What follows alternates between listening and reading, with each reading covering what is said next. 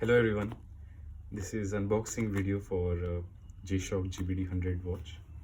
I was longing to have one and my lovely wife, she gifted me this watch. So I used to have Gshock watches as a kid and I really loved them. So for quite some time I wanted to have one again because I think the last one I owned was more than 10 years ago. And I wanted some kind of a legacy watch which I can pass on to my kids, and from that perspective, what's better than a G-Shock? So let's open and see how this watch looks like. So I think this comes with a 2-year warranty. So this is Australian product. This is not Australian product, but like it's the provider is from Australia.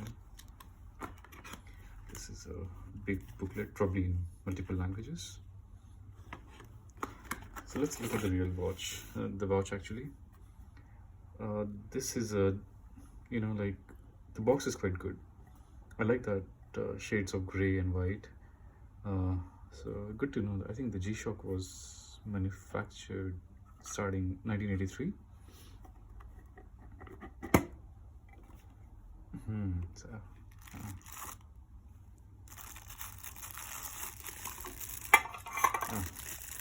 see, it looks quite good.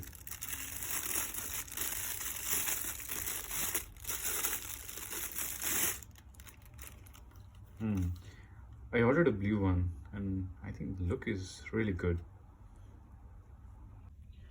I really like the look of this watch. For me, it's like the mix of toughness and durability, plus some of the smartwatch features.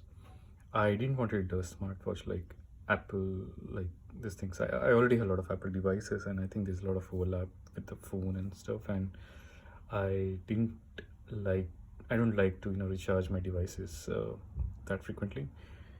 So this has some basic fitness features, like it has step counters, and you can see a nice graph on daily, for the week, as well as the monthly time frames. Other things it has is like for fitness, you can measure your lap, so it can measure your speed, distance, calories, etc. I'm going back here, and I think the menu might be a bit sluggish because it uh, can give options like saving this data that can later on be synced with a mobile phone app using Bluetooth.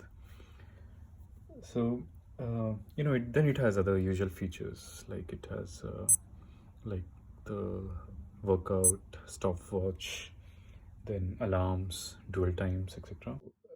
Casio says that with the Bluetooth on the entire time, it has a battery life of approximately a year, and like with selective Bluetooth, like if you use it a bit conservatively, it can last 2 years and beyond, slightly more than that.